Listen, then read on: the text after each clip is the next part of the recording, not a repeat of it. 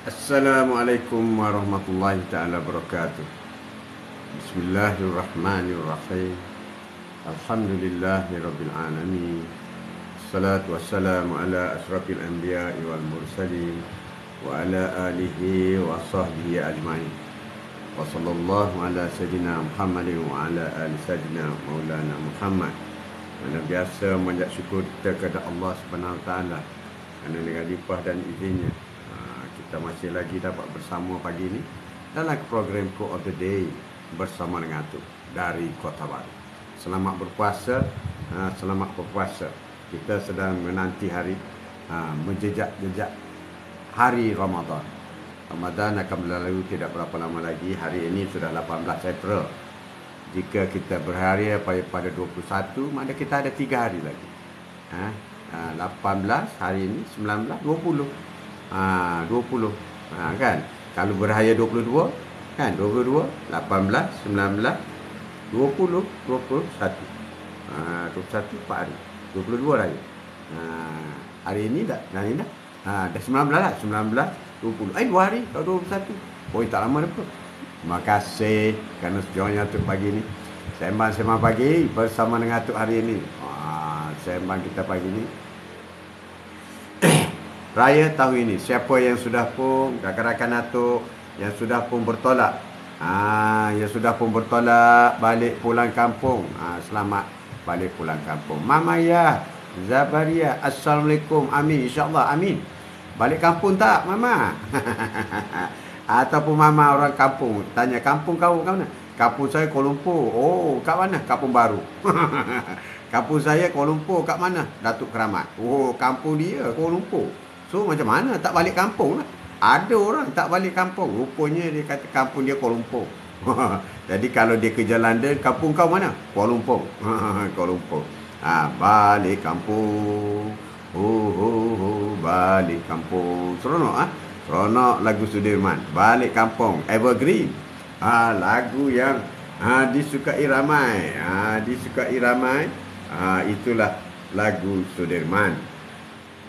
Sembang puasa tahun ini. Mana ya? Sahabat dah di kampung Tanah Merah, Kelantan. Oh, dah masuk kampung dah.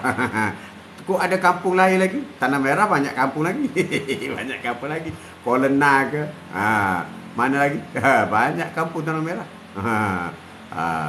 Ya, Muhammad Azin. Assalamualaikum Tok. Waalaikumsalam warahmatullahi ta'ala wabarakatuh. Sembang pagi hari ini bersama dengan Atuk. Atuk, selamat puasa. Semoga puasa tahun ini paling menggembirakan kita. Bandar Tanah Merah. Oh, tepi sungai ke? Ada tepi sungai, restoran seronok situ tu. Oh, tepi sungai. Ataupun dekat apa? Sekolah vocational. Sekolah apa? Itulah Bandar Tanah Merah. Oh, orang Tanah Merah, orang Redland. Ya, Nodiza. Assalamualaikum. Berhati-hati di jalan raya.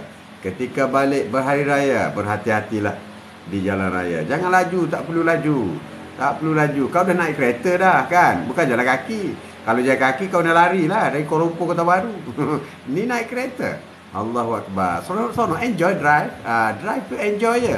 Enjoy driving. Enjoy je. Jangan nak ni sangat. Kalau laju sangat pun tak sampai, boleh jimat sampai 2 jam 3 jam. Kita balik raya berhari-hari kan. Balik raya. Jadi slow lah. Slow. Jangan laju, tak payah laju. Jangan terlalu slow pula. Sampai 10 km 1 jam. Allah, itu teruk tu. Teruk tu. Jadi hari ini Atuk memperkenalkan Kasturi Mariam untuk wanita muslimah. Wah, sedap bau, wangi. Dan Kasturi Duha untuk lelaki, family. Siapa yang nak sedekah kepada mertua tahun ini, pak mertua tahun ini, belilah Kasturi Duha. Siapa yang nak sedekah kepada mak mertua, belilah Kasturi Mariam. Wangi. Aku Kota Baru, Atuk Kota Baru. Ya, Kota Baru. Kota Baru, Mama. Pasir Tumbuh. Pasir Tumbuh. Atuk di Pasir Tumbuh. Pasir Tumbuh. Itulah sembang-sembang hari ini. Kita sudah sekejap saja puasa. Sekejap saja puasa, Allahu Akbar. Tapi besarnya nikmat-nikmat pahala-pahala, insya-Allah. Atuk doakan kepada semua rakan-rakan semuanya dapat mengumpul pahala yang begitu banyak. Mengumpul pahala banyak sepanjang Ramadan tahun ini. Dan kita berharap semoga Allah memanjangkan umur kita.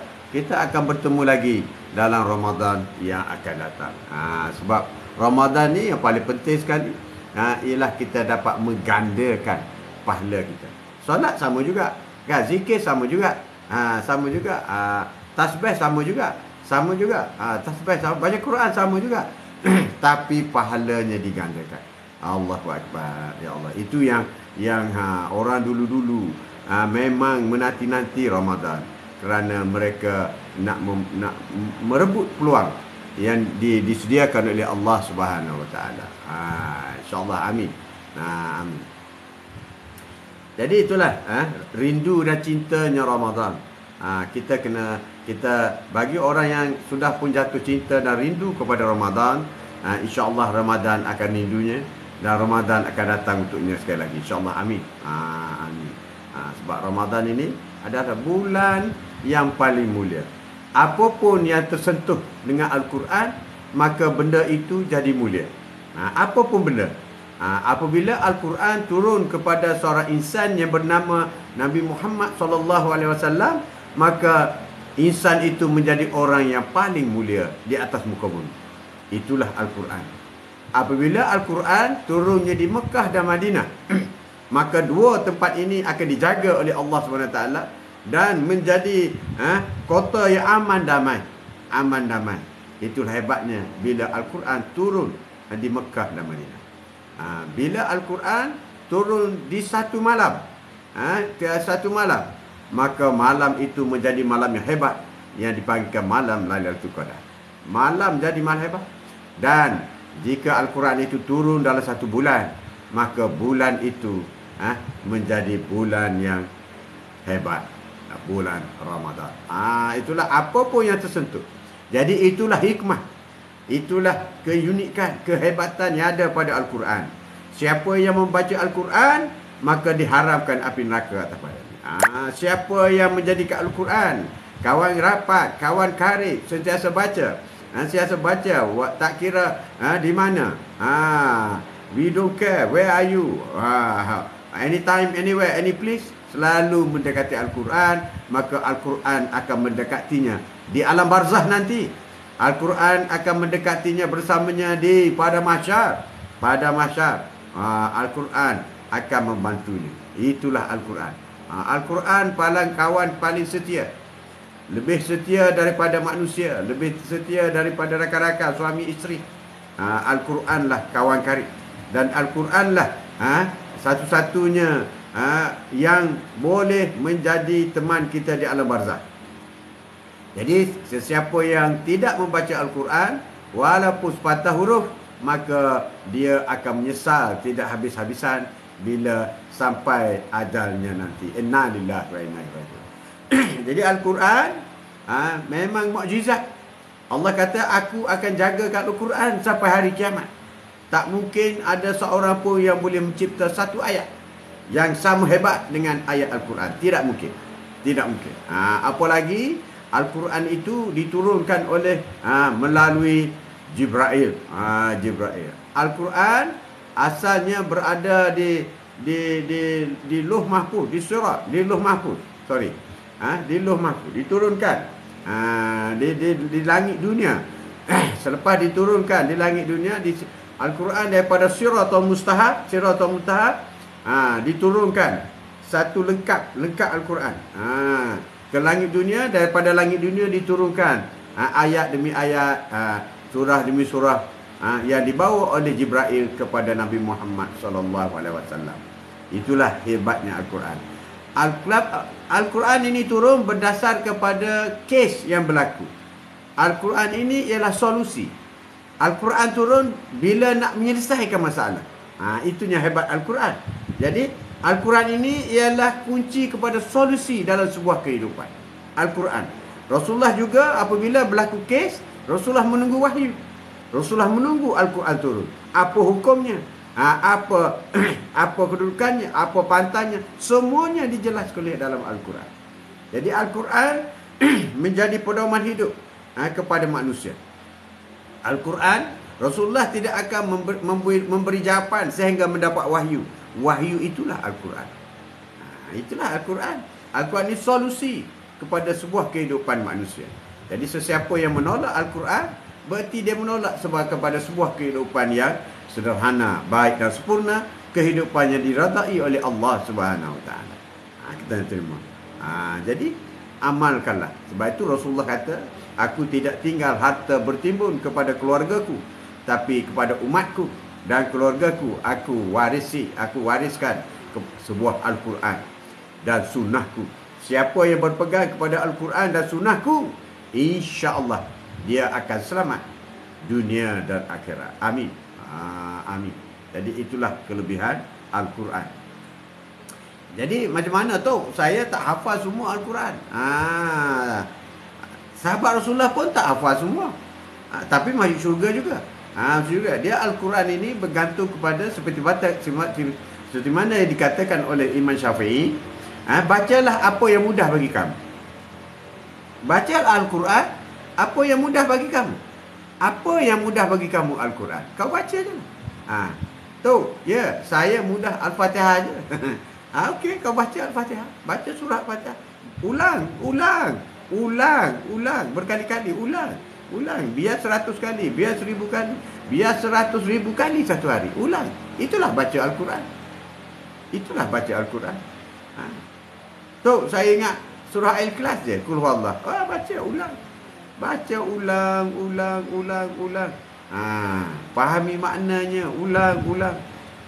Dan begitulah seterusnya. Bukan alasan orang yang tidak boleh baca sebuah Al-Quran, maka dia tidak baca Al-Quran. Sebab yang disarankan oleh Rasulullah ialah bacalah Al-Quran. Dia tak sebut surah mana-mana. Ada yang khusus, macam baca surah Al-Mulk untuk menjadi teman, di alam barzah nanti. Itu ada yang khusus. Tetapi secara amnya, bacalah Al-Quran. Jadi kita bacalah mana yang mudah bagi kita. Itu Imam Syafi'i kata, bacalah Al-Quran mana yang mudah bagi kamu. Teruskan beramal. InsyaAllah. InsyaAllah. Kelebihan kita yang kita capai. Jadi lebih-lebih lagi bulan Ramadan yang sudah ada 3-4 hari yang berakhir ini. Jadi hafazkanlah. Penuhilah bibir kita dengan bacaan Al-Quran. Teruskan. Ya, Abdul Razak Haji Mat pegang Al-Quran dan sunnah, tapi tolak sahabat-sahabatnya. Macam mana tu? Tolak sahabat, boleh juga tahan. Tolak saudara, habislah kau. Tolak saudara, habislah Cik Abdul Razak. Tolak sahabat boleh tahan. Tolak sahabat ni jauh kan, bukan nak tolak pun. Ada kawan-kawan kita kan jauh. Tapi kalau keluarga tak boleh. Sesungguhnya sesama Islam itu bersaudara. Jadi jangan putus saudara. Dan jangan putus silaturahim. Jaga. Itu penting. Itu penting. Sahabat tetap bersahabat. Sama-sama pagi hari ini bersama dengan Atuk. Saya tahu tajuk kita hari ini. Tajuk kita hari ini ialah istighfar. Tadi mukadimah je. Mukadimah. Tajuk kita hari ini istighfar. Sesuai sangat dengan bulan Ramadan ini. Perbanyakkan istighfar. Istighfar. Ada seorang iman besar. Apabila ada orang yang pergi bertemu dengan dia, menceritakan mengenai masalah. Ada seorang pergi jumpa dengan dia. Dia kata, saya ada masalah. Perkahwinan saya tidak aman. Tidak aman. Apa yang perlu saya amalkan? Dia kata, engkau banyak-banyak beristighfar. Maka dia balik pun istighfar. Anak dia duduk dengar je. Dia kata macam tu. Kemudian datang lagi. Saya ada masalah. Saya ada masalah. Iaitu saya ada banyak sakit, ada banyak penyakit anak-anak. Kau balik beristighfar lah namanya. Istighfar juga obatnya. Kemudian ada lagi, datang lagi. Saya ada masalah, iaitu perniagaan saya tak laju. Tak laju. Kau balik, banyaklah beristighfar. Maka balik lagi. Maka anak dia pun hairan. Macam mana ni penyelesaian istighfar? Semua istighfar. Yalah, itulah istighfar. Itulah hikmah istighfar. Istighfar. Apa sahaja permasalahan, solusinya istighfar. Istighfar. Banyak istighfar. Banyak istighfar. Bila masa istighfar yang paling tinggi, kemuncak nilai istighfar, kemuncak nilai istighfar ini ialah sebelum subuh. Beristighfarlah sebanyak mungkin sebelum subuh. Lebih-lebih lagi sekarang bulan Ramadan, kita bangun sahur. Jadi bangun sahur. Kalau sebelum sahur kita boleh istighfar, dan sementara menunggu subuh kita beristighfar, itulah kemuncak. Kemuncak dosa kita akan dihapuskan semuanya. Kemuncak. Amalkan istighfar yang terbaik. Istighfar. Dan paling kurang, paling malas, setiap kali lepas solat 5 waktu, lepas solat wajib 5 waktu, sebelum bangun, beristighfarlah 3 kali. Astaghfirullahaladzim, Astaghfirullahaladzim, Astaghfirullahaladzim. 3 kali.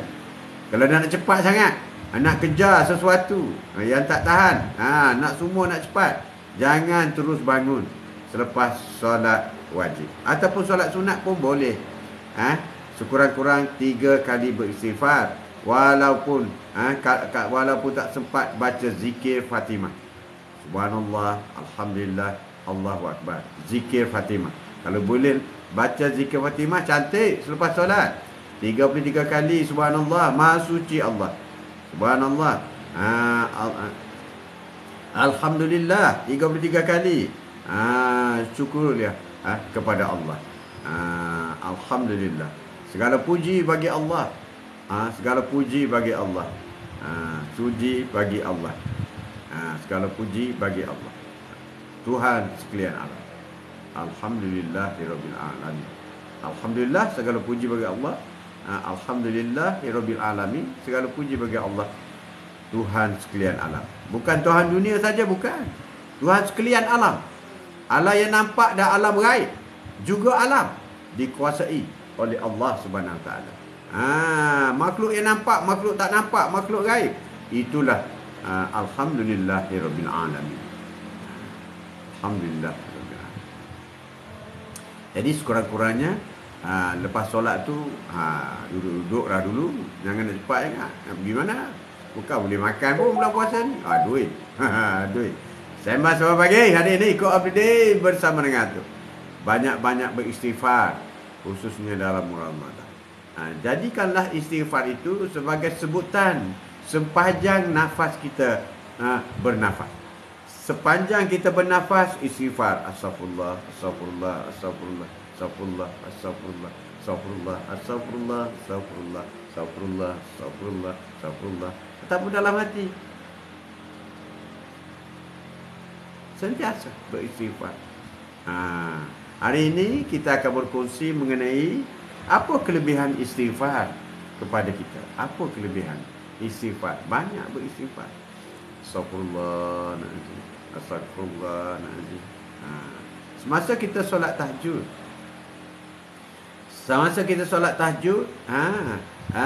kita melafazkan la ilaha illallah sebanyak paling kurang 100 kali, kata ulama. 1000 lagi cantik. 1000. La ilah. Kenapa kita lafaz la ilaha illallah? Memperbaharui iman kita. Satu. Yang kedua, menentukan rasa cintanya kita kepada Allah Subhanahu Wa Taala. Kita sentiasa melafazkan la ilaha illallah Muhammadar Rasulullah, la ilaha illallah. Dan kita berharap itulah perkataan terakhir sebelum kita wafat. Ya Allah, jadikanlah perkataan la ilaha illallah sebagai perkataan terakhir. Ya Allah, Jangan kunci mulut kami sehingga kami lafaz la ilaha illallah, kemudian insya-Allah kau bolehlah cabut nyawa kami. Kita minta dengan Allah, kena minta. Ini kena minta. Jangan minta dunia je. Nak mati pun kena minta juga. Mati dalam husnul khatimah. Dengan perkataan terakhir, la ilaha illallah Muhammadur Rasulullah. Itulah perkataan terakhir yang kita minta. Ya Allah, tapi saya tak sakit lagi tu, tak masuk hospital. Oi, mati bukan disebabkan oleh sakit. Sehat pun mati, sakit pun mati, kecil mati, tua mati, kurus mati, gemuk mati juga. Kau kenyang mati, lapar pun mati. Kau kaya mati, miskin mati, berpangkat mati, tak ada pangkat mati, tak ada gelaran mati, ada gelaran pun mati. Apa pangkat pun mati, semuanya mati. Semua mati. Jadi kita memohon kepada Allah, ya Allah, sempena dengan Ramadan ini, ya Allah, kami mohon supaya matikanlah kami dengan ucapan terakhir, ialah la ilaha illallah Muhammadar Rasulullah. InsyaAllah. Amin. Apabila kita sentiasakan melafaz la ilaha illallah, itulah cintanya qalbu kita kepada Allah Subhanahu Wa Taala. Tanda cinta kita kepada Rasulullah sallallahu alaihi wasallam. Apa tandanya cinta kita kepada Rasulullah? Kita sentiasa mengingatinya. Kita sentiasa melafazkan selawat kepada Rasulullah. Itu tanda kita cinta kepada Rasulullah. Orang yang kita sayang, kita selalu sebut namaku. Sebutlah namaku dikala kau sunyi. Sebutlah namaku dikala kau gembira. Sebutlah namaku di mana-mana kau berada. Allahumma salli ala sayyidina Muhammad. Allahumma salli ala sayyidina Muhammad. Allahumma salli ala sayyidina Muhammad. Itulah cinta kasihnya kita kepada Rasulullah. Rasulullah. Cinta kasih kita kepada Allah. Cinta kasih kita kepada Rasulullah. Allahu Akbar. Kita sentiasa lafaz. Sebab itu ada seorang sahabat pergi bertanya kepada Rasulullah, ya Rasulullah, aku dalam sehari aku buat beberapa ibadah. Aku berzikir, aku berselawat, aku baca Quran. Jadi berapa banyakkah perlu aku berselawat kepadamu? Sekarang aku berselawat 1/3 daripada ibadatku. Ibadatnya ialah aku berselawat kepadamu. Rasulullah kata bagus. Bagus. Tapi kalau kau boleh tambahkan lagi bagus. Keesokan hari dia pergi jumpa lagi Rasulullah. Ya Rasulullah, hari ini aku berselawat kepadamu separuh daripada ibadat. Berselawat 1000 kali, tahlil 500 kali. Contoh macam tu. Separuh aku beribadat, aku berselawat kepadamu. Rasulullah kata bagus. Tapi kalau lebih banyak lagi bagus. Lebih banyak lagi bagus. Hari ketiga dia kata, ya Rasulullah, setiap hari aku berselawat sepenuhnya kepadamu. Bagus. Jadi rupanya sentiasa berselawat kepada Rasulullah, itulah yang terbaik. Sebab apabila kita berselawat kepada Rasulullah sallallahu alaihi wasallam, kita menyebut dua nama, iaitu nama Rasulullah dan juga nama Allah. Jadi kita berselawat berarti kita sudah pun menyebut dua nama agung. Dua nama agung, iaitu nama Allah dan Rasulullah. Nama Allah dan Rasulullah. Sebab kalau kita sebut nama Allah, asyhadu an la ilaha illallah, kita kena sambung wa asyhadu anna Muhammadar Rasulullah. Tapi kalau berselawat, Allahumma salli ala sayyidina Muhammad, jadi sudah pun termasuk nama Allah dan nama Muhammad. Apa kelebihannya berselawat? Sekali kita berselawat kepada Rasulullah, 10 kali Allah berselawat kepada kita dengan menyebut nama kita. Allah berselawat kepada kita dengan menyebut nama kita.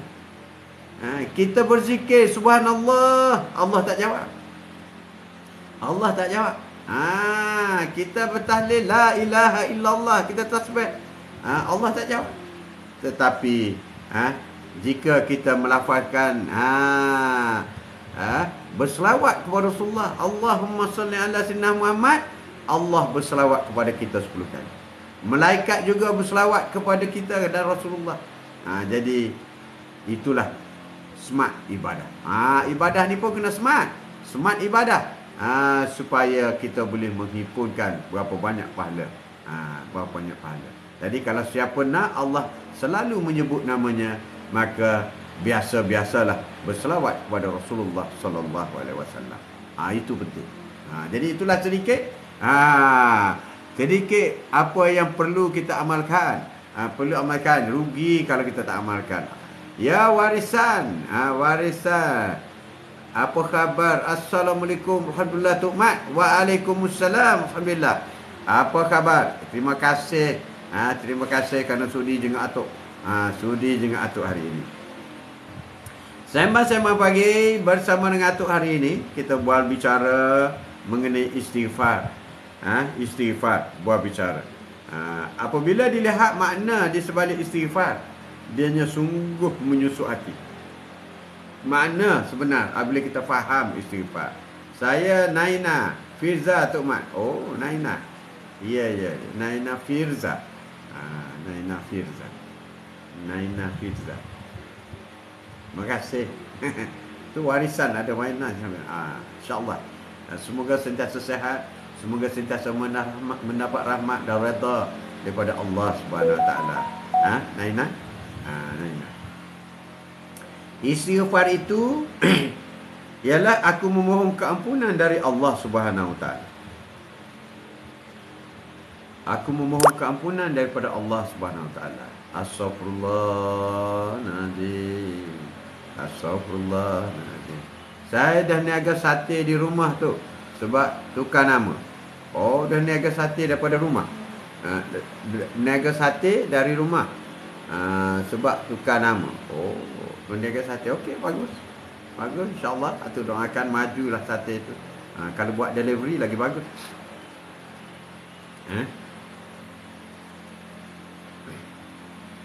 Buat COD, cash on delivery. Astaghfirullahaladzim. Astaghfirullahaladzim. Alladzi la ilaha illa huwal hayyul qayyum. Allahu akbar. Tajuk kita. Aku memohon keampunan dari Allah Subhanahu Wa Taala, iaitu satu lafaz bertaubat dari dosa-dosa dan kesalahan-kesalahan yang dilakukan oleh seorang hamba kepada Tuhan. Satu ucapan bertaubat. Jelas sekali bahawa lafaz yang sangat pendek ini amat besar nilainya di sisi Allah Subhanahu Wa Taala. Sama besar dengan bertaubat. Sama besarnya dengan bertaubat. Taubatan nasuh. Maka ucaplah tasbih dengan memuji Tuhanmu dan mintalah ampun kepadanya. Sesungguhnya dia amat menerima taubat. Justru pasti lafaz yang tinggi kepentingan sehingga sering dianjurkan oleh Allah Subhanahu Wa Taala di dalam kitabnya. Ini memiliki banyak rahsia kelebihan beristighfar. Banyak rahsia kelebihan beristighfar. Berikut adalah antara kelebihan-kelebihan orang yang mengamalkan istighfar. Banyak kelebihan. Kita akan kongsi satu persatu untuk kita hari ini. Kongsi satu persatu.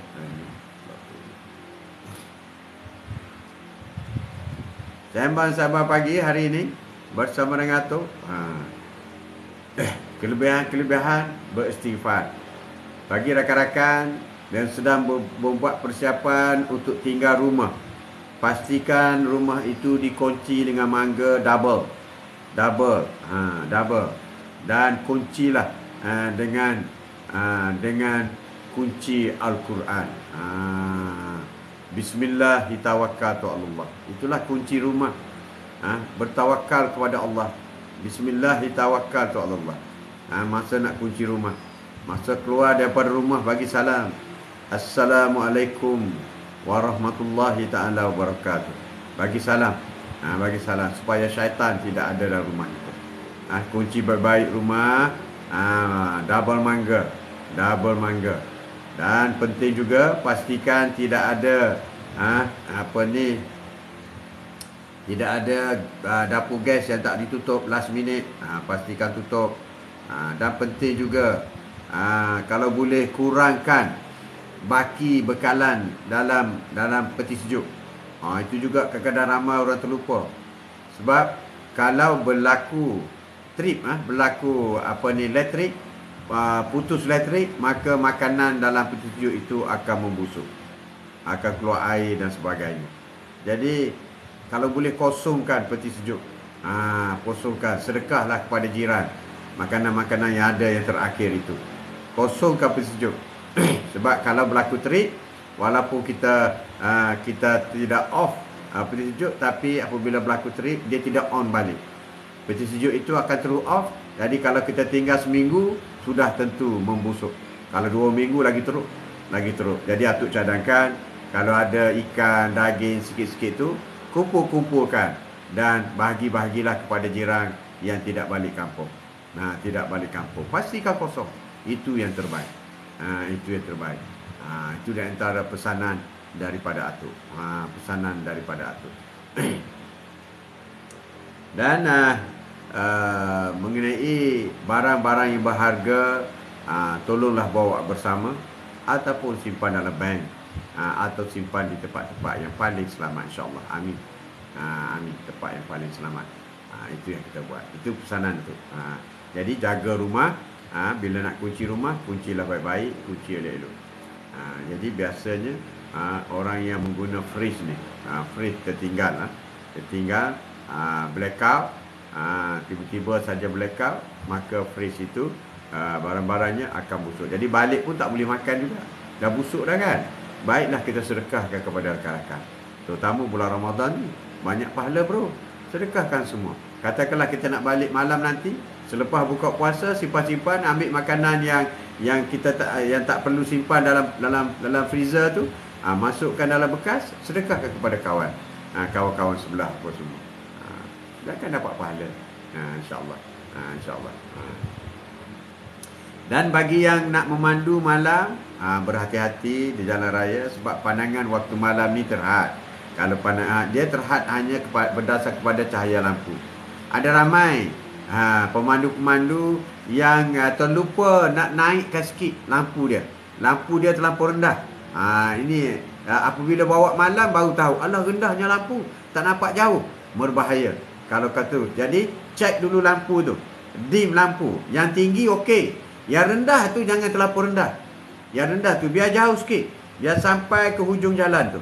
Kena pergi cek ni, para suami, ataupun perempuan ni, girl, you want to going back girl, you drive alone, with your friend. Okay, cek, cek dim lampu, dim lampu tu kena cek, supaya tidak terlampau rendah dan tidak terlampau tinggi. Sebab untuk yang tinggi lampu dim dah ada, tapi yang lampu biasa tu biarlah hujung-hujung jalan. Hujung-hujung jalan, biar kita nampak jauh. Sebab kita tak tahu apa yang di depan kita, apa yang ada di depan kita, kecuali setelah disuluh oleh lampu. Dua. Kemudian penjagaan kereta, cek dulu minyak hitam. Bila tukar minyak hitam? Kalau dah lebih dah 10,000, baik tukar. 10,000 tu dah banyak dah. Itu 10,000 kilometer, kena tukar dah minyak hitam. Tukar oil filter sekali. Oil filter sekali. Dan cek juga minyak gearbox. Kalau dah lebih 100,000, kena tukar minyak gearbox. Lebih 100,000 kalau nak jalan jauh. 100,000 kena tukar minyak gearbox. Gearbox, terutama gearbox automatik. Nanti automatik gear tak masuk. Itu juga perlu duit semua tu bro. Perlu duit. Tapi kalau baru servis okey. Alhamdulillah, take care. Dan seterusnya aircon. Pastikan aircon itu sejuk tak. Kena cek gas aircon. Full tidak gas aircon tu. Kalau tidak, anak tak boleh tahan dalam kereta. Ibu dengan ayah boleh tahan lagi. Boleh buka cermin depan. Anak macam mana di belakang? Tak tidur dia. Tak tidur. Jadi kena cek aircon bro. Gas aircon. Sebab kalau nasib tak baik, terutama kereta yang dah agak lama, 5 tahun kereta atau 10 tahun punya umur kereta, kena pergi cek gas aircon. Biar cek penuh tidak. Cek saja. Biar dia buka, dia boleh cek gas aircon. Itu adalah poin-poin yang biasanya lupa dilakukan, disemak oleh kaum-kaum bapa. Kaum ibu dia nak sibuk nak kemas pakaian dia. Kaum ibu dia kemas pakaian, nak bawa balik apa semua, itu kaum ibu. Kaum bapa cek kereta. Cek kereta. Kemudian cek juga angin kereta. Angin kereta, pastikan angin itu tidak terlampau terik, tidak terlampau kempes. Biasa 200 lah. Apa terik terlampau kepal. Itu pun kena cek juga. Tayar kereta, tengok dulu tayar dah berapa tahun dah. Walaupun bunga masih banyak, ada orang kata, oh flower tebal lagi, boleh speed. Jangan. Kalau umur tayar itu dah lebih daripada 2 tahun, dia boleh mendatangkan bahaya, musibah. Sebab tayar ni dia ada expired date juga. Kalau tengok di tayar tu dia ada expired date. Pergi cek kedai tayar. Tolong tengok tayar saya ni, tayar lama ke? Dah berapa lama dah tayar saya? Dia boleh tolong cek sekejap, dia cek. Dan telah masuk angin apa semua. Dan tayar yang selalu dilupakan ialah tayar spare. Tayar spare ni selalu dilupakan. Apabila berlaku pump chip salah satu tayar nak tukar, Allah, tayar spare pun tak ada angin. Itu yang selalu terjadi. Jadi kena cek betul-betul. Tayar spare kena cek betul-betul. Pastikan tayar itu anginnya penuh. Di belakang kena cek tayar. Tayar pastikan anginnya penuh. Tapi tayar tu baru, tak kira baru. Cek, kena cek. Kena cek. Itulah poin-poin penting yang kita kena ambil tahu, cek sebelum kita berjalan jauh pulang kampung. Pulang kampung. Pulang kampung.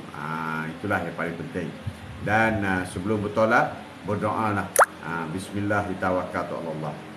Berdoalah kepada Allah, semoga selamat sampai, dihindarkan daripada segala mara bahaya. Atuk doakan kepada semua, termasuk anak cucu atuk yang akan balik, supaya sentiasa selamat sepanjang perjalanan anda. Amin.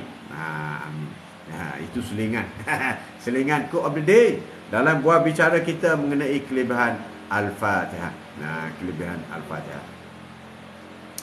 Sembang-sembang pagi hari ini, terima kasih banyak kerana sudi berdengar bersama dengan Atuk. Terima kasih banyak. Seperti biasa kita membaca surah Al-Fatihah dan kita mohon kepada Allah supaya Allah sampaikan pahala Al-Fatihah yang kita baca itu kepada Rasulullah sallallahu alaihi wasallam, keluarga dan sahabat baginda. Dan juga kepada semua rasul-rasul dan nabi-nabi. Juga Allah sampaikan pahala itu kepada kedua ibu bapa kita walau di mana mereka berada. Sama ada bapa masih hidup ataupun telah meninggal dunia.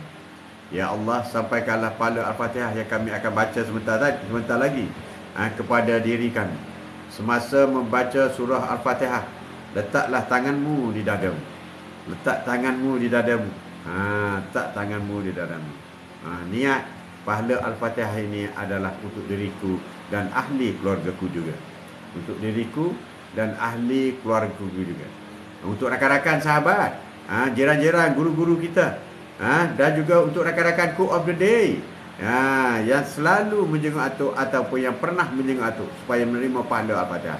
Dan juga muslimin muslimat, mukminin mukminat, sama ada yang telah meninggal dunia ataupun yang masih hidup, di mana sahaja mereka berada. Al-Fatihah. Bismillahirrahmanirrahim. Alhamdulillahi rabbil alamin. Ar-Rahmanir-Rahim. Malik yaumiddin. Iyyaka na'budu wa iyyaka nasta'in. Ihdinas siratal mustaqim. Siratal ladzina an'amta 'alaihim ghairil maghdubi 'alaihim waladdallin. Amin. Amin, amin, amin. Ya Jem Rosli. Assalamualaikum sahabat. Waalaikumsalam bro. Bro, apa khabar? Atuk sehat. Jam macam mana? Balik kampung ke? Balik kampung. Balik kampung. Balik kampung. Cantik balik kampung. Balik jangan tak balik. Pasal balik kampung ni, atuk ingat cerita masa belajar di Universiti Melaya dulu tahun 75. Action lah. Action. Aku tak apa, tak balik, tak kisah pun. Masa tu mana ada handphone, tak ada apa. Surat pun pakai post je. Sebulan baru sampai. Bila dulu tahun 70-an dulu, hari raya ni mana ada tak. Kampung dah tak ada. Kini duduk KL. Wow, jam kau KL kau di KL lah. Itu kampung kau. Kau kena balik London lah. Balik London. Orang KL dah. Ramai dah, saya tu pun ramai berumah setautin di KL. Sudah tidak ada lagi. Ada keluarga jauh-jauh di kampung. Mak ayah tak ada kan? Tak ada. Kau balik raya mana? Balik mana kampung? London. Oh, London. Macam tu lah je. Rusdi. Rusdi. Atuk ada buat jualan apa ni, kasturi Maryam untuk muslimah dan kasturi duha. Kasturi wangi yang disukai oleh Rasulullah. Kasturi duha untuk laki-laki. Kalau berminat. Tu Haji kat mana? Saya di Kota Baru. Di Kota Baru. Rusdi. Jam Rusdi. Kota Baru. Atuk di Kota Baru. Jadi teringat cerita masa tahun 75. Jam Rusdi. Jadi action cakap lah. Aku tak balik, tak kisah. Apabila tiba-tiba saja besok hari raya, Allahu Akbar, terus menangis. Tahu pertama Universiti Melaya menangis. Menangis. Tiket bas tak ada dah. Menangis. Pikul beg. Dengan menangis. Pikul beg. Bekerja ke stesen kereta api. Stesen kereta api. Tiket dulu stesen kereta api. Tak ada tiket pun tak apa. Kau pakai naik je. Bayar tiket atas kereta api. Tak ada kursi pun tak apa. Atuk duduk di tangga. Daripada KL sampai Kota Baru. Sampai Wakaf Baru. Duduk di tangga. Penuh kereta api, penuh. Tidaklah macam Bangladesh. Tapi lebih kurang lah. Duduk di tangga. Tanda. Itulah. Jangan main-main pulang raya ni. Pulang perantau ni. Jangan main. Sedih bro. Sedih. Sahabat suara. Sahabat suara masih bertenaga. Orangnya tampan. Terima kasih bro. Alhamdulillah. Nak sampai 70 siri dah. Alhamdulillah. Dah sampai 70 siri. Hampir. Maklumlah 75 tahun 1 Universiti Melaya. Jadi itulah pengalaman Datuk. Lepas tu rakan-rakan kata, "Oi, siapa nak balik? Aku sewa bas." Adalah kawan Datuk. Ada arwah dah, Ibrahim Makdin. Dialah kaki sewa bas. Jawatan terakhir dia pengurusi Kobena. Dia sewa bas. Dek, mula dek. Yes, bas dek. Balik. Sewa bas. Zaman kita dulu kereta dan bas perhubungan perjalanan. Betul lah tu. Cik Rosli. Balik dengan bas. Kereta api lah dulu. Kereta api naik pukul 8 di Kuala Lumpur. Sampai pukul 10 besok di Wakaf Baru, Tumpat, Kelantan. Jauh. Bila dapat balik tu terus berhenti menangis. Tidak menangis, bekerja naik kereta api. Tapi sekarang tak boleh dah. Tak beli tiket, tak boleh naik kereta api. Seronok lagi lah macam dulu. Dulu asalkan sempat naik je. Di tangga pun tak apa. Tiket. Gad datang tiket, koyak. Okey, tiket. Siapa tak ada tiket? Dah ada tiket ke? Dah ada tak? Macam tu lah. Macam tu lah dulu. Seronok kan? Seronok. Yup, Li. Assalamualaikum pakcik. Waalaikumsalam. Engkau letak nama macam nama Cina no? Yup, Li. Masih bertenaga dan bersemangat. Semoga pakcik diberikan kesihatan yang baik. Amin. Terima kasih banyak. Dan Atuk juga dengan Yup, Li. Terima kasih Yup, Li. Terima kasih banyak. Mungkin first time kau. Kalau first time boleh tak Atuk nak minta tolong? Tolong subscribe TikTok ni. TikTok Atuk satu. Yang kedua tolong subscribe YouTube Atuk. Haji Mat Atuk. Ni. Haji Mat Atuk TV. Subscribe Haji Mat Atuk. Dan Atuk akan uploadkan video live ini rakaman oleh TikTok dihantar, diupload di YouTube. Dah banyak dah setahun lebih dah Atuk buat live macam ni. Jadi ada video-video di sana. Mungkin apabila ada lapang masa free, bolehlah dengar. Ajak kawan-kawan dengar. Free je, tak kena bayar. Boleh yuk. Ataupun JM Rosli. Boleh subscribe YouTube JM Haji Mat Atuk YouTube. Jadi ada banyak video-video 60 second, video 1 jam di sana, beratus-ratus ada. Ya Tuan Haji, terima kasih. Terima kasih Tuan Haji. Apa amalan pemakanan yang Tuan gunakan? Apalah amalan pemakanan? Okeylah, kerana geng kita minta kan. Geng kita minta, kita bagi tahu kan, bagi tahu. Pertama sekali, apabila bangun tidur awal pagi. Awal pagi. Kita kan selalu tajuk kan. Awal pagi minum air kosong yang agak suam sikit. Ataupun air kosong tak apa, room temperature. Sekurang-kurang 250 ml. Sekurang-kurang. Air kosong. Room temperature. Kalau agak suam sikit cantik, tapi atuk minum room temperature lah. Tapi yang kalau dah biasa 500 ml itu terbaik. Itu terbaik without mix. 250 ml permulaan, kemudian increasekan kepada 500 ml every morning. Sejam paling kurang, sejam lepas itu baru makan. Mana kalau kita nak sahur pukul 5, pukul 4 tu minum. Tak apa, minum banyak tak apa. Masa sahur makan juga. Ini apa ni, keajaiban. Walaupun kita minum banyak air waktu pagi, tapi masa nak sahur makan juga. Boleh try? Boleh try. Itu di antara petuanya. Vitamin itu biasalah. Vitamin E ke, kalsium ke, itu kena ambil. Atuk tak boleh ambil multivitamin. Kalau saya ambil multivitamin, ada satu jenama tu, saya allergic. Jadi dalam banyak kumpulan vitamin itu, ada vitamin yang saya tak boleh makan. Kalau saya makan, mata saya bengkak. Jadi saya terpaksa ambil split vitamin. Kalau E saja, kalau B saja, kalau apa ni, kalsium saja. Macam tu. Saya ambil gitulah. Itulah petuanya. Dan selebihnya berdoa kepada Allah lah, supaya sentiasa ambil mudah. Ya, insya-Allah. Terima kasih yuk. Terima kasih yuk. Pergilah kepada YouTube, ajak kawan-kawan. Boleh dengar. Kalau free boleh dengar lah. Atuk bukan ustaz, bukan pun. Tapi sekadar motivasi tu bolehlah berkongsi untuk menjadi pedoman dan paduan hidup. Maklumlah kita orang lama ni kan. Jauh berjalan, banyak pandangan. Banyak kawan, ramai kawan. Banyak hal yang kita tahu. Banyak hal. Ya Allah, terima kasih ketupat, terima kasih. Ya Wan, salam Tok. Alhamdulillah Tok sihat, alhamdulillah. Waalaikumsalam warahmatullahi taala wabarakatuh. Dulu ada komunis. Tak, dalam perjalanan kereta api ke Kota Baru ada. Tiba-tiba saja berhenti. Oh, dalam hutan berhenti. Dalam hutan. Komunis tahan. Oi, tahan. Tahan. Ada juga big gajah. Big gajah. Tidur, baring dia atas jalan kereta api. Berhentilah kereta api. Berhenti. Itulah ada sejarah lama. Alhamdulillah atas kuliah. Terima kasih. Terima kasih. Kalau Bro Rosdi ada masalah kencing manis, lemah jantung, kolesterol, insya-Allah dalam masa 2 bulan Rosdi akan boleh cek. 2 bulan. Sebulan tu atuk ingat cepat sangat, tapi setengah orang sebulan dah ada dah.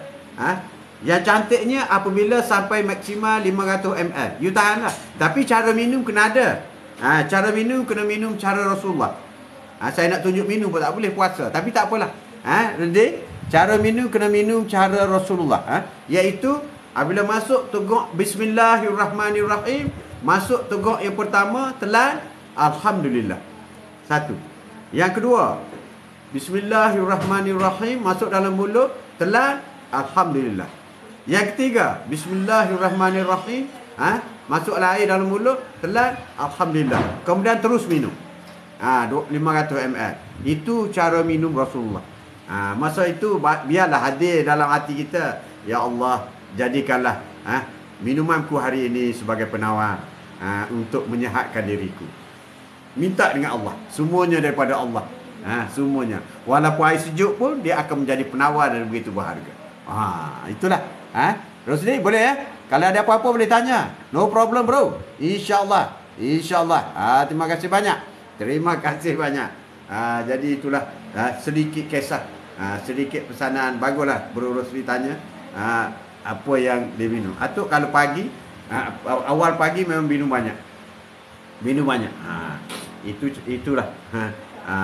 Sebab badan kita ini 70% air. 70% air. Kalau dia tidak sampai 70%, dia menyebabkan kulit kita kering. Apabila kulit kita kering, cepat berkedut. Apabila cepat berkedut, nampak tua. Itu je. Macam buah lah, buah apple ke. Kalau you letak gitu, dia akan kering dan berkedut. Cuba you letak dia dalam air. Letak apple dalam air, lambat dia rosak, lambat. Ataupun basahkan apple itu. Lain. Itulah badan kita. Alhamdulillah perkongsian ilmu. Alhamdulillah, terima kasih bro. Terima kasih bro. InsyaAllah bermanfaat kepada anda dan rakan-rakan kita yang lain. Itulah hebatnya. Apabila ada seorang yang bertanya, orang lain dengar je. tapi dia boleh terus amalkan. Atau ikhlas, amalkan. Petua itu, amalkan. Amalkan 500. Tapi orang tak biasa 250 ml pun berat dah. Dah sendak dah perut dia, tapi kena push juga. Kena tak muntah, tak muntah. Tapi minum dengan cara Rasulullah minum. Maaf tu, minum ikut sunnah. Poligami pun kalau ikut sunnah. Poligami ikut sunnah betul, Atuk setuju. Atuk setuju, tapi kena ingat, Rasulullah poligami setelah Siti Khadijah wafat. Jadi kita kalau nak ikut betul-betul sunnah, tunggu isteri pertama meninggal, barulah boleh kahwin lebih daripada satu. Rasulullah tidak pernah menduakan Khadijah. Khadijah itu ibu syurga. Tapi orang ni bini pertama cantik, masih segar bugar, kahwin satu lagi. Dan yang kahwin satu lagi tu panjang cerita, sunnah juga. Okey, kita akan teruskan sembang-sembang kita pada pagi ini. Bagi sesiapa yang berminat nak beli perfume, bolehlah tekan beg kuning tu. Tekan beg kuning boleh buat pembelian. Ya Wan, pesakit buah pinggang dah bengkak jantung, rasanya tak boleh minum banyak, betul ke tak? Betul. Pesakit buah pinggang mesti minum mengikut sukatan. Tak boleh minum lebih. Tak kira apa air. Air manis, air tawar, whatever. Whatever apa air pun dia kena minum ikut sukatan. Sebab dia kena sedut balik. Kalau dia minum 2 kilo, kena keluarkan 2 kilo. Kalau dia minum 1 kilo, keluarkan 1 kilo. Itu orang buah pinggang. Betul tu. Betul. Itu kena jaga-jaga. Kena jaga-jaga. Kalau dah kena sakit macam tu, susah lah. Susah. Memang ada sedikit kesusahan. Jaga. Jaga.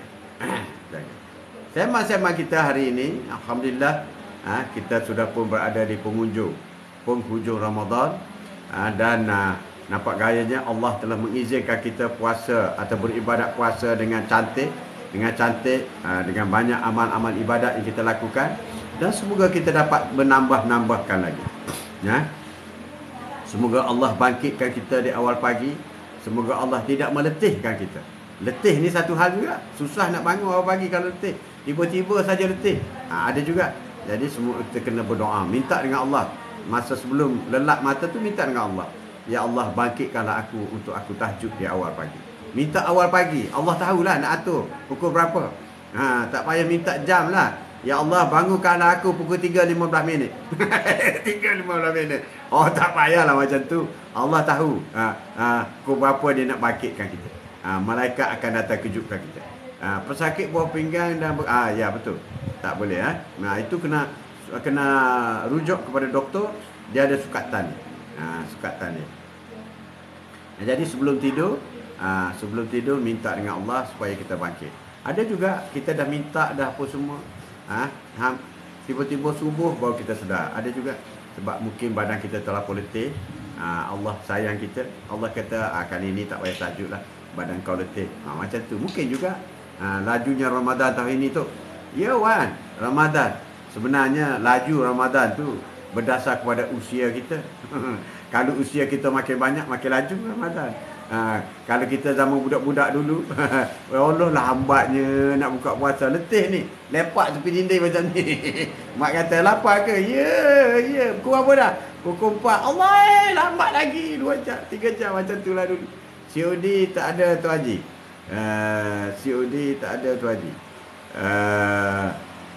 Cik Rosdi boleh apa ni, WhatsApp saya. Ada WhatsApp atas tu.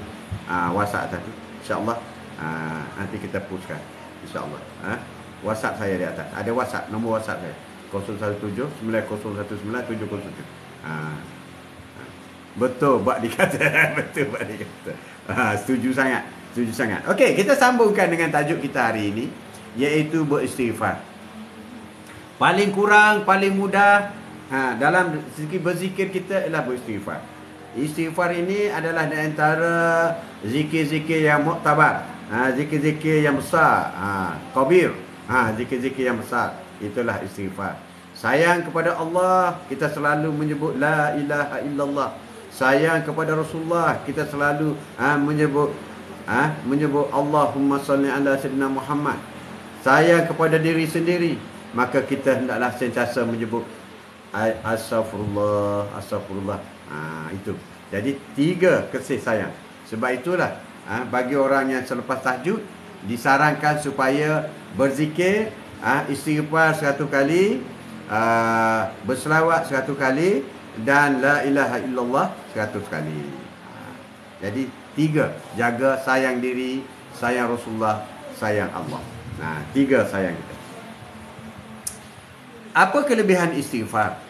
Kelebihan istighfar. Pertama, diampunkan dosa-dosanya, dosa-dosa kita oleh Allah Subhanahu Wa Taala.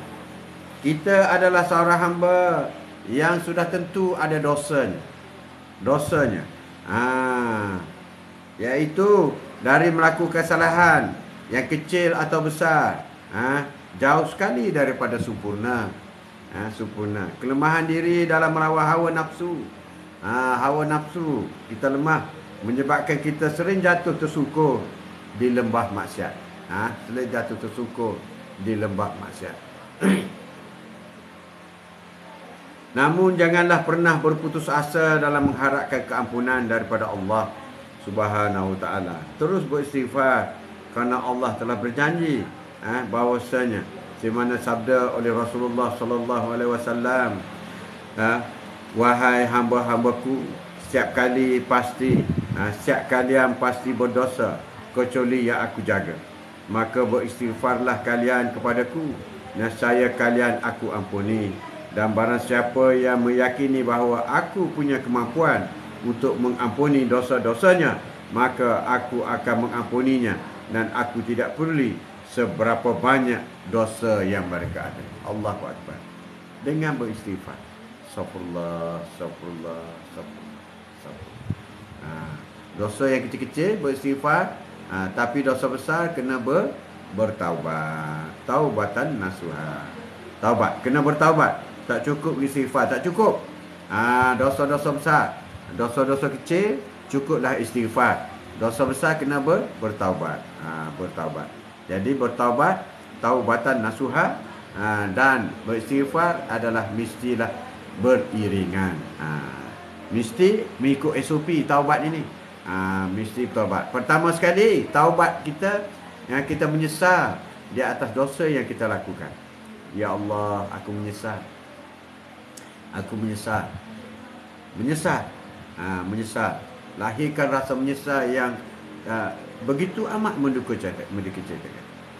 Satu, menyesal. Yang kedua, selepas kita menyesal, kita berhenti terus. Jangan ulang lagi. Itulah taubatan nasuha. Tapi ada orang beristighfar, bertaubat, tapi buat lagi, bertaubat lagi, boleh juga. Tapi kalau masuk dalam kategori taubat nasuha, taubat yang diterima oleh Allah SWT, pertama menyesal yang amat sangat. Bodohnya aku ya Allah, jahilnya aku ya Allah, kerdilnya aku ya Allah, sehingga aku lalai.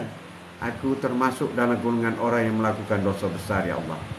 Ampunlah dosaku ya Allah. Aku menyesal di atas apa yang lakukan. Aku berjanji aku akan meninggalkan, tidak akan melakukan sekali-kalinya lagi ya Allah. Aku akan lawan habis-habisan, tidak akan melakukan lagi dosa itu. Jadi yang pertama menyesal, yang kedua meninggalkan, dan yang ketiga berjanji dengan Allah SWT. Ya Allah, aku tidak akan lakukan lagi sampai bila-bila. Aku tidak akan lakukan lagi sampai bila-bila. Itulah 3 faktor. Itulah 3 faktor taubatan nasuha. Taubatan nasuha. Sembang-sembang pagi hari ini bersama dengan Atuk, buat bicara kita, buat bicara mengenai istighfar. Ya Wan, tu buat rumah terbuka tak? Tu ramai yang kunjung kerana ramai pengikut.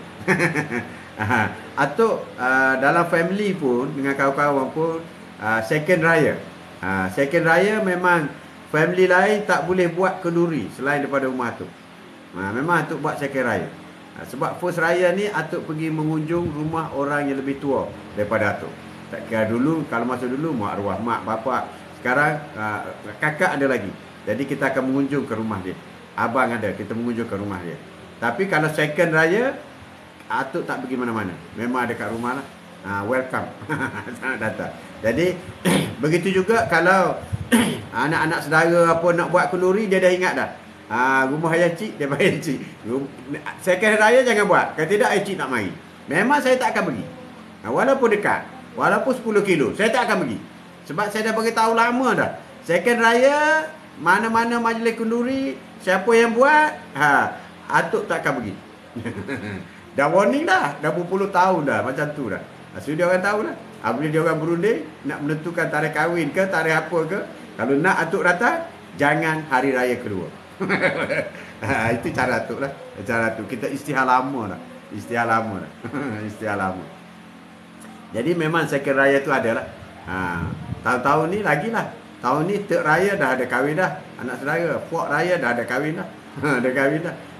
Tu nak start puasa 6 pun mungkin seminggu lepas tu pun baru boleh start.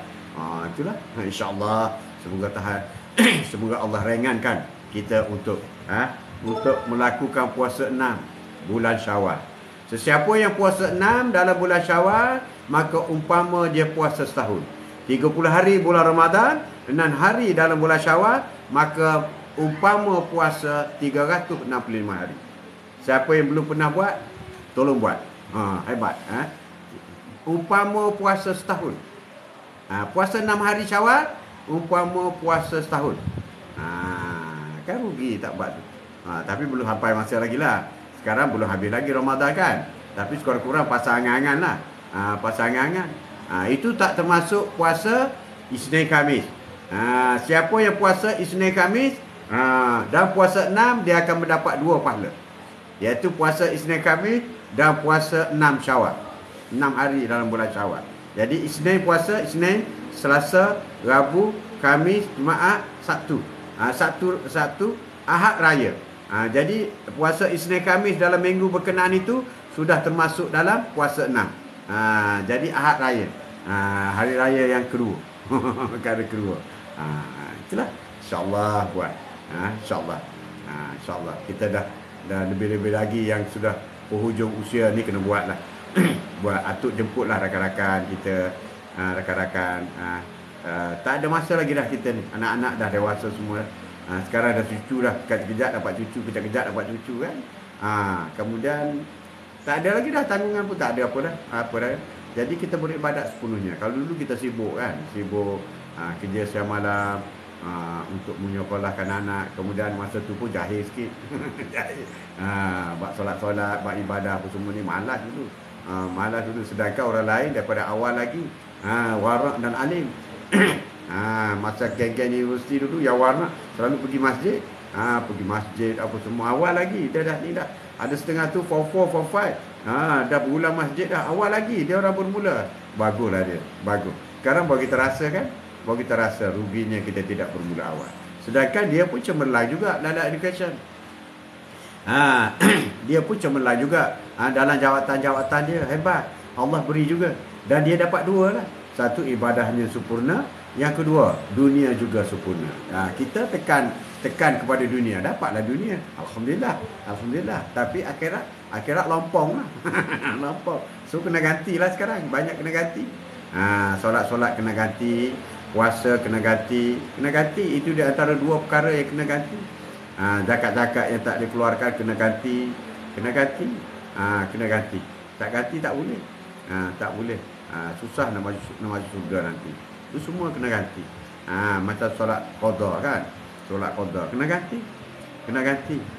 Ada yang ulama yang kata kalau orang yang masih tak cukup qada solat tunainya, solat wajibnya, bahkan tidak boleh solat sunat tarawih pun. Ataupun tak boleh menunaikan mana-mana solat sunat qabliyah, ba'diyah ke apa ni, tahajud ke, sampai tahap tu. Tapi ada satu lagi pendapat ulama, dia kata boleh buat beriringan. Mana kita buat sunat, kita buat qada. Kita buat sunat, kita buat qada. Beriringan. Ya Wan, Tok, berapa lama dia ambil masa hingga berhasilnya kasturi duha? Berapa lama ambil masa? Oh, tak lama. Atuk bincang dengan pakar. Atuk bincang dengan pakar, dia memang expert. Atuk minta lah satu resipi mengenai kasturi duha dan kasturi Fatimah. InsyaAllah. Dan atuk sudah bincang dengan dia. Sebab ada orang yang minta wangi raudah. Wangi raudah. Bagi geng-geng yang telah pun pergi haji dan umrah, dia rindu kepada raudah. Jadi insya-Allah Atuk akan berbincang lagi dengan dia nak buat Raudah Duha dengan Raudah Maryam, iaitu untuk satu untuk lelaki, satu untuk perempuan. Jadi untuk setakat ni kita buat dua ni jalan dulu. Dua.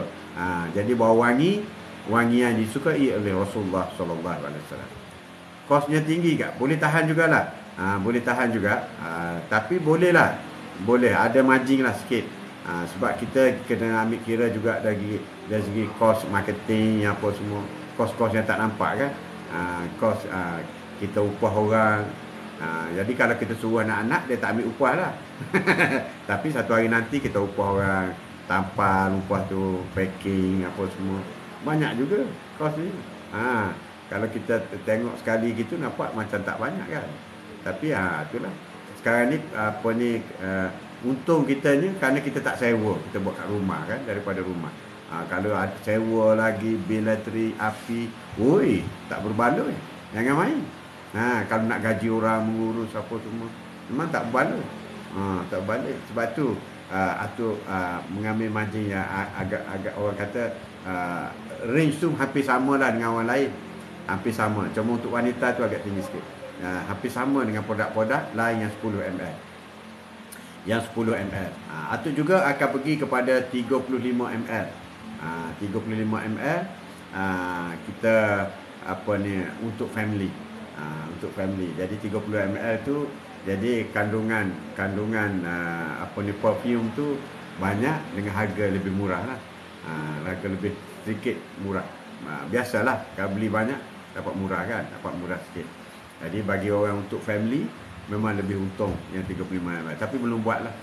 Belum, insya-Allah lepas raya pelan-pelan lah. Ini pun hanya sebagai sampingan saja.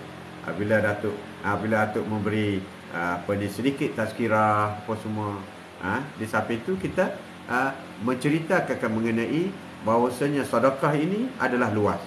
Sedekah ini luas. Sedekah ini luas. Bukan sahaja wang ringgit, tetapi makanan sedekah juga, bahan-bahan binaan untuk masjid sedekah juga, perigi Sayyidina Uthman pernah sedekah perigi, perfume juga sedekah. Bahkan Rasulullah suka kepada orang yang sedekah kepada perfume. Sehingga Rasulullah kata belanjalah sedikit untuk perfume. Belanjalah lebih sikit untuk perfume. Sebab Rasulullah cukup suka kepada wangi-wangian. Dan Rasulullah pernah tidak membenarkan ada sahabat yang bau tidak wangi datang ke masjid bau busuk, tak benarkan kerana mengganggu solat orang lain. Itulah beratnya. Jadi bau wangi itu adalah memang sunnah. Ya Tok Wan, pewangi kereta bila nak lancar? Dalam proses. Dalam proses insya-Allah. Pewangi kereta. Pewangi kereta dalam proses. Wangi. Sekarang Atuk tengah testing, letak dalam bilik. Memang kena testing. Atuk pakai dulu. Tak dalam bilik tu dia bau dia halus je, lembut je. Lembut je. Mana kalau kita 2-3 jam tak masuk bilik kan. Bila kita masuk tu wow. Kasturi tu wow.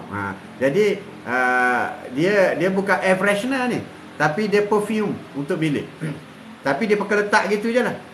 Dia keluarkan secara aroma dia tu, wangi dia tu. Bau sikit je. Mana bau sikit je, lembut sangat. Lembut sangat. InsyaAllah akan dikeluarkan gandingan. Jadi untuk peringkat awal ni Atuk nak keluarkan produk range mengenai bau kasturi saja. Bau kasturi untuk lelaki, wanita, untuk kereta atau bilik boleh. Itu range dia. Itulah sunnah. Jadi siapa yang membeli, siapa yang memakai, Atuk juga dapat pahala. Dan siapa yang berminat nak buat ejen apa semua boleh. Nanti WhatsApp kat Atuk. WhatsApp kat Atuk. Nanti kita kongsi-kongsi. Kan main suka-suka je. Relax-relax kan. Relax-relax macam itulah. Okey, kita sambung lagi. Terima kasih banyak. Dan istighfar yang berikut, kelebihannya ialah dimakbulkan permintaan dan hajat. Inilah kelebihan orang beristighfar. Apa sahaja hajat kita, permintaan kita insya-Allah akan dimakbulkan oleh Allah Subhanahu Wa Taala. Sebab itu, istighfar yang paling baik, paling tepat waktunya ialah sebelum subuh. Sebelum subuh, malaikat turun daripada langit sedang membawa catatan untuk diangkat, untuk disembahkan kepada Allah Subhanahu Wa Taala. Jadi rugilah orang tidur. Malaikat datang, oh tidur engkau. Betul aku nak tulis apa tu engkau? Naik kosong lah, naik kosong. Allahu Akbar, naik kosong. Malam besok datang lagi, tidur lagi, naik kosong. Orang lain datang, wow, istighfar. Yo, wow, baca Quran. Yo, solat tahajud. Yo, zikir. Orang lain penuh. Malaikat bawa begini naik. Jumpa Allah SWT. Oh, inilah simpalan. Ini apa yang dia amalkan. Besok datang, banyak lagi, bawa lagi. Itulah, rugilah bro. Walaupun benda ini semuanya gaib. Benda ni gaib. Kalaulah pahala tu nampak macam jatuh, macam duit kertas tu, ramailah, neraka tutup lah. Kalau pahala tu sekali zikir bak RM50, sekali zikir bak RM50. Syurga penuh lah.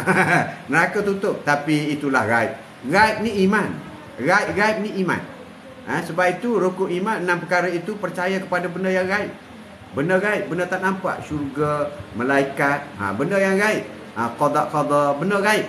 Jadi gaib ni, Allah ni benda gaib. Benda gaib, benda tak nampak. Benda tak nampak. Jadi hanya orang yang hatinya beriman sahaja nampak benda gaib. Sebab tu orang kafir dia tak percaya. Tak percaya apa pun kita cakap benda gaib-gaib ni. Tapi hantu dia percaya. hantu dia percaya. Hantu dia percaya. Jadi benda gaib. Orang yang sentiasa ikhlas memohon keampunan kepada Allah Subhanahu Taala dan sentiasa dibersihkan dari dosa-dosanya. Apabila seorang hamba itu bersih dari dosa, maka munajatnya mudah diperkenankan oleh Allah Subhanahu wa taala kerana dekatnya di sisi Allah. Adalah tidak mustahil bagi Allah Subhanahu wa taala untuk memakbulkan segala permintaannya. Sifat Allah yang pemurah. Ar-Rahman, pemurah. Allah ni pemurah. You mintalah Allah bagi.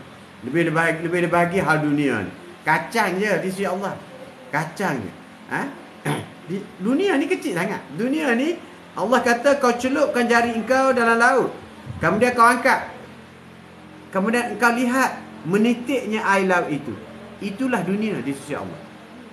Itulah dunia di sisi Allah. Kecil sangat. Jadi kalau kau minta harta, minta kereta besar, pangkat, oh, it's nothing. Small matter. Small matter. Small matter. Sebab tu kita kena minta benda besar. Ya Allah, tingkatkanlah imanku. Benda besar. Ya Allah, jauhlah kami daripada neraka. Benda besar. Ya Allah, sentiasa sihatkanlah kami. Benda besar. Benda besar. Ya Allah, happykanlah keluarga kami. Benda besar. Ya Allah, lengkapkanlah ilmu dunia dan akhirat kepada kami dan ahli keluarga kami. Benda besar. Benda besar. Minta. Ni ada minta. Ya Allah, nak kereta besar tahun depan.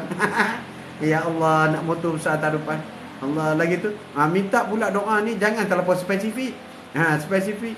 Ya Allah, saya nak Honda Camry. Ya Allah, saya nak BMW 520i. Allahu Akbar. Tak payahlah bro macam tu. Jangan spesifik sangat. Ataupun ya Allah, tahun depan aku nak tanah 1 ekar nak beli. Jangan spesifik sangat kan. Jadi orang yang mudah doanya dimakbul oleh Allah SWT ialah orang yang sudah bersih daripada dosa. Jadi dia ada link. Berdosa dengan makbul itu dia ada link. Bagi orang yang tebal dosanya, nak tahu tebal tak tebal dosa ni, engkau sentiasa menghadapi masalah. Itulah orang yang banyak dosa. Hati tak tenang. Itulah. Ketenangan itu hanya kurniaan daripada Allah SWT. Oh, tidak tu. Apa tidaknya? Kalau saya kaya, jutawan, hati saya senang. Siapa kata orang kaya senang? Siapa kata? Ramai yang huru-hara orang kaya. Ramai. Tak tenang bro. Oh, saya kalau boleh tinggal dalam rumah besar, maka saya akan tidur lena. Siapa kata boleh tidur lena? Ya orang tak tidur, maka ubat lagi tak tidur lagi. Baiklah kau jadi pak mak di kampung, tidur atas gerai je. Gerai jadi benda. Wow, seronok tidur. Seronok tidur. Itu bukan ukurannya. Kadang-kadang kita menggunakan ukuran dunia itu untuk sesuatu yang gaib. Ketenangan itu benda gaib. Benda gaib. Bukan boleh nampak, bukan. Ketenangan hati, benda gaib. Kegembiraan, benda gaib. Benda gaib. Itu semua benda gaib. Benda-benda gaib ini sepenuhnya kurniaan daripada Allah SWT. Meminta dengan dia. Dia minta. Tapi kita lebih suka minta dunia. Ya Allah, naikkanlah pangkatku. Sepatutnya kita minta, ya Allah berkatilah pekerjaanku, ya Allah berkatilah gajiku. Berkat itu penting. Sebab barakah itu benda gaib. Tapi kau minta naik pangkat. Okey, apabila kau naik pangkat saja, kau naik pangkat, maka kerja kau berat, ada perangai staf pula cacar merbak, habis kau menyesal aku naik pangkat. Ada. Ada. Dan kau minta kan? Kau minta. Allah tu Maha Pemurah. Allah Maha Pemurah. Ar-Rahman Ar-Rahim. Ar-Rahman ni, istilah Ar-Rahman ni luas. Ar-Rahman, pemurah. Pemurah. Pemurah ni, Allah Maha Pemurah ni, dia akan beri kepada siapa saja yang minta, ataupun yang dia nak beri. Tak kira dia tu orang Islam, bukan Islam, orang menentang dia, kafir, Yahudi, whatever. Dia akan beri siapa yang nak. Tapi mereka itu tidak ada Ar-Rahim, tidak ada kasih sayang daripada Allah. Dia beri, tapi akan dilaknat oleh Allah SWT. Sebab itu kita kena seimbang. Di antara kita minta dengan Allah yang pemurah, tetapi kita juga minta yang penyayang, Ar-Rahim. Kita nak sayang Allah. Sebab apabila Allah sayang kita, dia memeliharakan kita daripada kesusahan di dunia. Kesusahan, memelihara kita kesusahan dunia. Sebab dia tidak memberi kita jadi jutawan. Sebab dia tahu kalau aku bagi kau jadi jutawan, kau jadi manusia paling munafik. Lebih baik aku kekalkan kau hidup sederhana, atau kau hidup miskin, atau kau hidup tak cukup duit. Sebab itu lebih baik kepada kamu. Allah tahu, kita tak tahu, tapi kita minta. Tapi Allah sayang kita. Kita minta dengan Allah, ya Allah, ya Allah, aku nak jadi Perdana Menteri. Contoh. Minta, berpuluh-puluh tahun minta. Tapi Allah tahu, kalau kau dapat, kau jadi macam ni. Lebih baik aku tak bagi. Tapi kau nak juga, biar kau tak bagi, kau nak juga. Apabila Allah bagi, semua orang tahu. Contoh, tak niat dia kata. Contoh. Itulah. Itu hidup kita pun macam tu juga. Jadi suami isteri ni pun macam tu juga. Suami isteri dengan anak-anak, atau dengan anak kita. Jangan lihat anak kita tu nakal sikit. Kita rasa kita ni menyusahkan anak. Belum tentu. Kalau tidak, anak kita lebih teruk lagi. Anak kita tak cacat pun, alhamdulillah.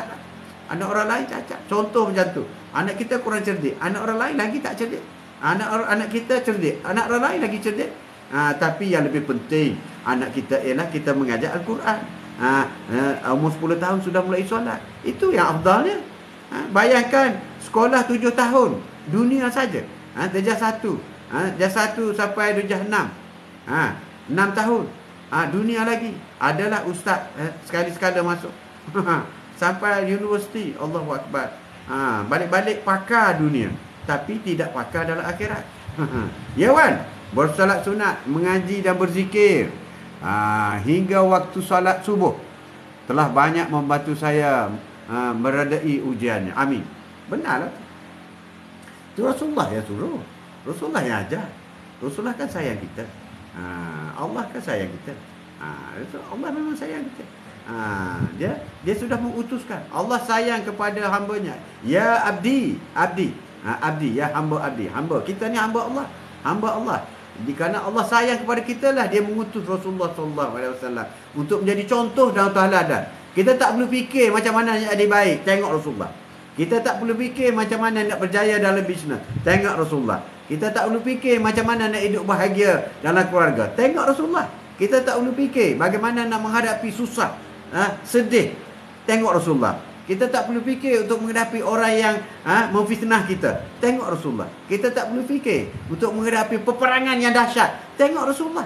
Kita tak perlu fikir untuk hidup sederhana walaupun diberi kekayaan, tengok Rasulullah. Contoh dah ada dah. Tak perlu fikir. Semua itu sudah pun ada. Copy paste. Sebab itu apabila sahabat tanya Aisyah, ya Aisyah, apakah peribadi Rasulullah? Peribadi Rasulullah ialah Al-Quran. Al-Quran itu teorinya. Praktikannya ialah Rasulullah. Al-Quran itu teorinya, tulisannya, kalamullahnya, kata-kata Allah. Tetapi perbuatannya untuk mudah difahami oleh manusia ialah Rasulullah. Bermula daripada Rasulullah bangun pagi, awal pagi, cara berpakaian, cara makan, cara minum, cara berkeluarga, cara mandi, cara berjunub, cara kahwin, semua ada. Semua ada. Rasulullah. Allah suka kepada wangi-wangian, Allah suka kepada bau-bau kasturi. Kempen sikit. Semua ada. kepada Rasulullah. Allah berperang, bagaimana masalah perang. Allah juga membina masjid, bagaimana membina masjid masa dia. Rasulullah juga berdakwah, bagaimana mengajarkan dakwah, bagaimana nak menghadapi dakwah yang ditolak, bagaimana nak menghadapi orang yang membalik najis, mencaci cerita kepada kita. Semuanya ada pada Rasulullah. Tapi kita tidak mengambil iktibar daripada apa yang berlaku kepada Rasulullah. Rasulullah berdakwah pernah dibalik dengan najis. Rasulullah tak marah pun. Tak marah pun. Kita kalau sikit je, oi, celaka kau. Celaka kau. Jadi kita tak ikut apa yang Rasulullah buat.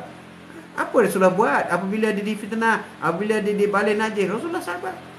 Sebab Rasulullah tahu, innallaha ma'as sabirin. Allah suka kepada orang yang sabar. Rasulullah ni buat apa yang Allah suruh, apa yang Allah suka. Kita buat apa yang setan suruh. Oi, kalau kau tampar aku tampar kau tahu. Rasulullah tidak macam tu. Apabila Rasulullah pergi berdakwah di Taif, Rasulullah dibalai dengan batu sampai berdarah. Bahkan malaikat pun tak tahan melihat darah yang mengalir pada Rasulullah. Malaikat kata, "Ya Rasulullah, angkatlah tanganmu ke langit. Mintalah dengan Allah supaya aku akan hancurkan bumi Taif." Rasulullah kata, "Jangan. Sesungguhnya mereka itu belum lagi mengetahui belum lagi mengetahui risalah Allah. Aku berdoa semoga generasinya akan datang akan menerima dakwahku ini."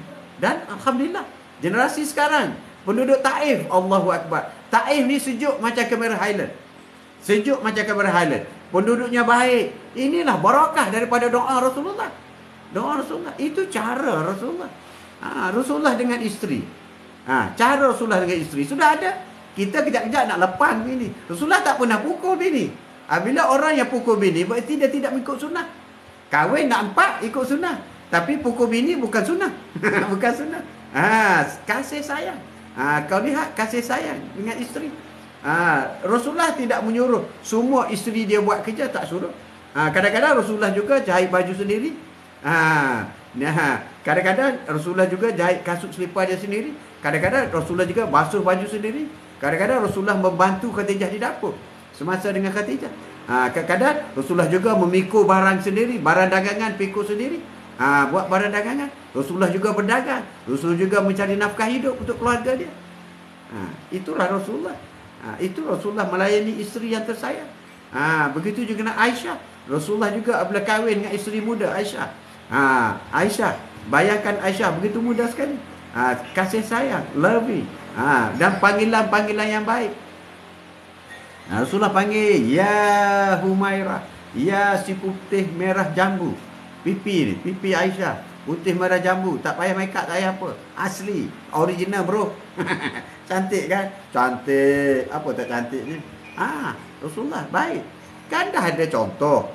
Contoh nak lakukan perkara sunnah ni semua dah ada contoh. Dah ada contoh. Cara bagi zakat, cara terima zakat, semuanya diajar oleh Rasulullah. Kemudian disambung oleh khalifah yang 4. Khalifah yang 4 sambung. Itu sudah ada. Jadi tak perlu fikir sangat bagaimana tu saya tak pandai nak jadi baik. Allahu Akbar. Kalau tak pandai jadi baik, susahlah aku nak jawab. Susah aku nak jawab. Jadi kita beristighfar, dimakbulkan doa dan hajat kita. Jadi yang pertama, kenapa apa yang kita hajat itu lambat? Ada banyak sebabnya. Dan paling kita takut sekali sebab ialah kerana dosa kita masih banyak, tidak terampun. Jadi mohonlah dengan Allah supaya dosa diampunkan. Apa kata Imam Hambali? Iaitu kelebihan istighfar diamalkan oleh seorang pembuat roti. Sepanjang malam si pembuat roti akan membuat roti. Kata Hambali, setiap malam ada seorang kedai buat roti. Dia membuat roti sambil beristighfar tanpa henti. Uli roti, astaghfirullah, astaghfirullah, astaghfirullah, astaghfirullah, astaghfirullah. Bakar roti, astaghfirullah, astaghfirullah. Beristighfar tanpa henti dan telah didengari oleh Ahmad Hanbal yang sedang tidur cuma. Jadi Imam Ahmad Hanbali ini sedang tidur rumahnya, beristighfar tanpa henti. Doa dia makbulkan jika yakin dan rajin beristighfar kepada Allah. Lalu Ahmad Hanbali bertanya kepada kepadanya. Apa kekelebihan memperolehi melalui amalan istighfar yang bersungguh-sungguh ini? 24 jam beristighfar kecuali tidur. Dijawab oleh si pembuat roti bahawa Allah Subhanahu Wa Taala telah mengkabulkan dosa, telah mengkabulkan segala permintaannya selama ini. Setiap kali dia berdoa, kecuali permintaannya untuk bertemu dengan Imam Ahmad Hanbali. Dia kata, apa sahaja yang aku nak semua Allah bagi. Dengan beristighfar. Cuma satu saja. Sebelum aku meninggal atau sebelum Imam Hanbali meninggal, aku nak supaya aku dapat bertemu dengannya. Itu istighfar. Mana semasa kita beristighfar, kita pasang niat kita apa yang kita nak. Apa yang kita nak, Allah tahu. Allah tahu. Jadi si pembuat roti sebenarnya pada masa itu dia tidak kenal. Dia pergi menumpang tidur di rumah dia itu adalah Imam Hanbali dah. Dia tak kenal, dia minta aja. Kalau nak tidur, tidurlah macam tu kan. Jadi Imam Hanbali sangat terkejut bagaimana Allah telah merencanakan perjalanannya sehingga dia berteduh di rumah si pembuat roti. Ternyata juga ini semua untuk memperkenalkan sahaja si pembuat roti itu ingin bertemu dengannya. Jadi Imam Hanbali ni, jadi Imam Hanbali ni kisah dia detailnya. Dia telah mengembara pergi, tiba-tiba saja nak mengembara dan sampai di satu bandar. Dia pergi kepada satu masjid untuk berehat. Pergi kepada masjid untuk berehat. Imam Hanbali. Jadi apabila sampai di masjid, selepas solat asar, semua orang yang ada di masjid mesti keluar. Masjid nak dikunci. Keluar. Jadi si penjaga masjid tidak kenal ini imam besar Ahmad Hanbali. Dia tidak kenal. Jadi dia kata, "No, kau keluar." Dia tak kenal dulu mana ada handphone kan. Tak pernah tengok gambar apa semua. Memang dia tahu Imam Hanbali itu, dia tahu imam besar, tapi dia tak kenal. Imam Hanbali pun tak kenal dirinya. Jadi tidak dibenarkan tidur dalam masjid. Jadi Imam Hanbali ni pergi di serambi masjid.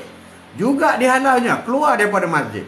Imam Hanbali letih nak meneruskan perjalanan, letih. Aku nak ke mana ni? Dia pun keluarlah daripada masjid, tuyul ayam jalan, tengok ada kedai roti. Dia pergi dekat kedai roti. Kedai roti dia tengok adalah tempat tidur sikit. Dia tanya, kedai roti, aku berehat boleh? Boleh, silakan, fadal Syekh. Kedai roti pun tak kenal, ini Imam Hanbali tak kenal.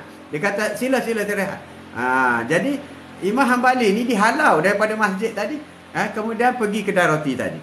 Rupa-rupanya itulah perancangan Allah SWT. Nak memenuhi niat penebar roti itu yang sentiasa beristighfar, ingin bertemu dengan Hanbali sebelum meninggal dunia. Istighfar sehingga Hanbali dihalau daripada masjid dan terpaksa tidur di rumah dia. Dan masa dia tidur itulah dia istighfar. Dan masa itulah dia bertemu dengan Imam Hanbali. Rezeki datang. Beristighfar ni rezeki datang. Bukan dicari, bukan. Dia buat roti canai, tapi rezeki nak bertemu dengan Imam Hanbali itu datang. Diatur oleh Allah Subhanahu Wa Taala. Jadi semasa Imam Hanbali dihalau dari masjid, dihalau masjid, sebenarnya sudah diatur oleh Allah supaya dia datang tidur di rumah pembuat roti.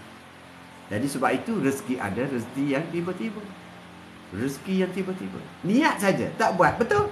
Niat saja, istighfar saja. Ya Allah, kau niat saja. Kau nak apa? Kau niat saja. Tapi istighfar, Astagfirullah. InsyaAllah akan sampai. Sampai. Niat saja boleh sampai. Itu bukti bahawasanya rezeki yang tidak disangka-sangka. Ya Wan, kita tak lepas dengan dosa, dengan makhluk tu. Macam mana pula untuk dimaafkan?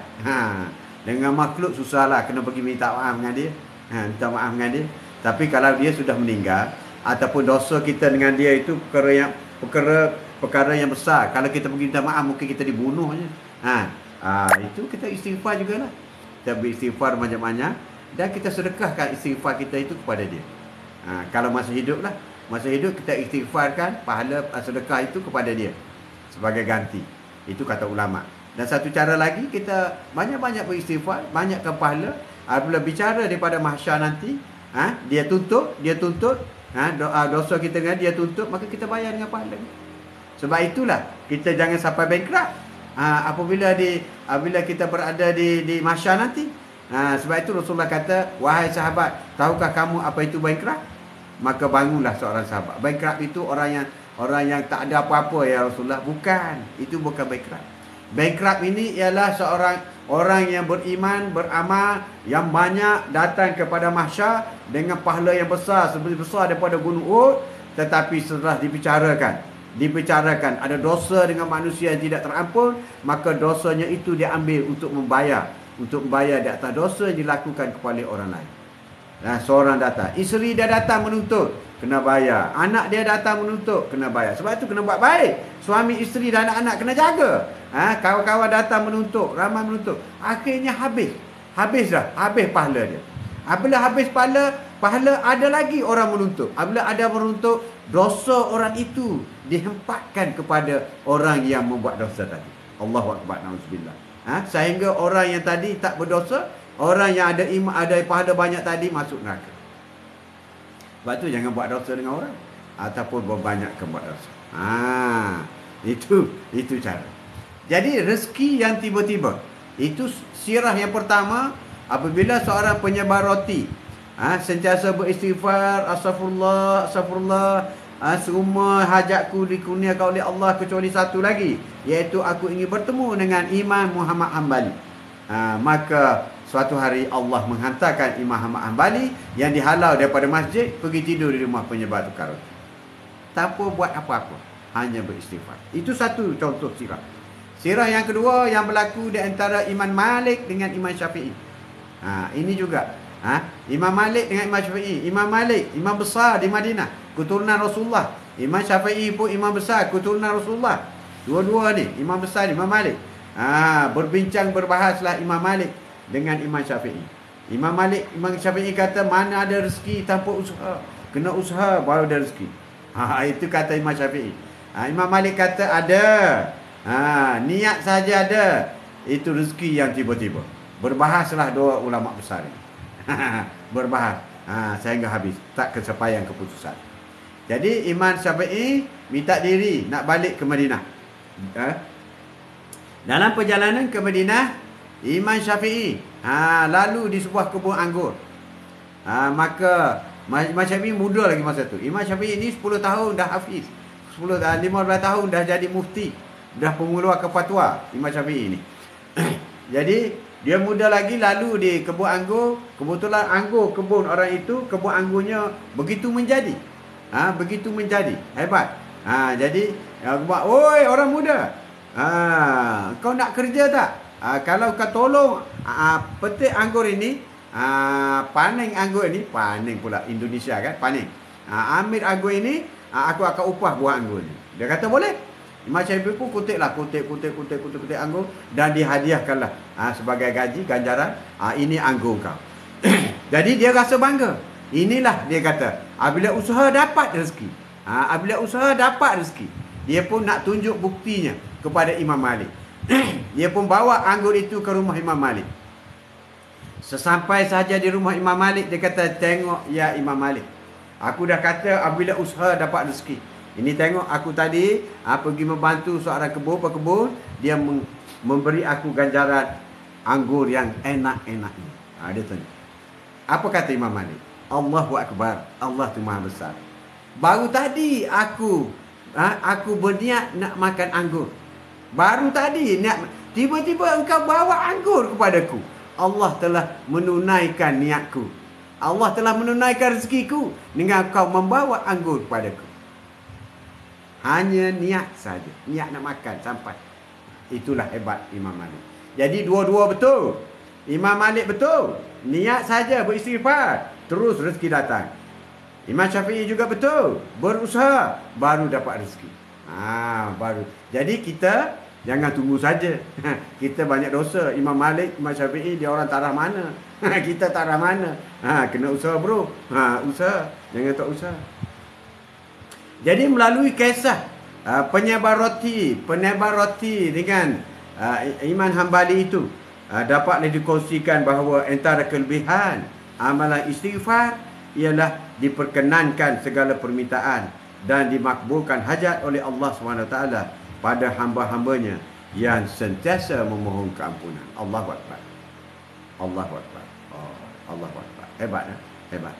Jadi banyak lagi kita nak kongsi, jadi cukuplah untuk hari ini. Atau ingin mengucapkan terima kasih banyak rakan-rakan daripada Indonesia. Indonesia sama ada menonton di TikTok ini ataupun di YouTube. Rakan-rakan di YouTube daripada Indonesia sudah ramai, nampaknya suka mendengar ceramah-ceramah Atuk. Terima kasih banyak. Dan rakan-rakan daripada Singapura, rakan-rakan Singapura yang juga menonton di YouTube dan juga di TikTok, terima kasih banyak. Rakan-rakan dari Thailand, Sawadee Kap, terima kasih banyak bro. Bro, kerana sudi menonton di YouTube dan juga di TikTok. Kerana ada statistik ya, dia tunjuk berapa persen penonton daripada negara-negara berkenaan. Dan ada juga daripada Bangladesh, sebab terlampau ramai, terlampau lama dah orang Bangladesh datang ke Malaysia, dah ramai pandai cakap Melayu, dah faham dah dengan cakap kita, rakan-rakan kita. Jadi itulah apa yang terbaik yang kita boleh sampaikan hari ini. Jadi terima kasih banyak kerana sudi hadir. Kepada siapa yang sudah pun membeli, ucapkan terima kasih kepada Kasturi Duha dan Kasturi Mariam. Dan kepada siapa yang belum membelinya, bolehlah membuat pembelian, boleh buat pembelian dengan menekan beg kuning ataupun melihat video Atuk dan tekan beg kuning dan membuat pembelian. InsyaAllah penghantaran akan dibuat. Dan mungkin semalam adalah hari yang terakhir. Kalau hantar hari ini ataupun besok akan sampai selepas raya. Itulah yang dikatakan oleh TikTok melalui JNT. Ya Wan, Alhamdulillah. Dan terima kasih banyak. Jadi untuk setakat itu Atuk berdoa semoga puasa kita, ibadah kita hari ini diterima sepenuhnya oleh Allah SWT. Ibadah kita, isteri dan anak-anak diterima oleh Allah SWT. Semoga Allah melindungi diri kita dan ahli keluarga kita daripada api neraka. Itu adalah tanggungjawab kita. Ya Allah, hanya padamulah kami mohon dan padamulah kami minta. Sekian, billahi taufiq wal hidayah. Wassalamualaikum warahmatullahi taala wabarakatuh. Wallahu a'lam. Sallallahu ala Muhammad sallallahu alaihi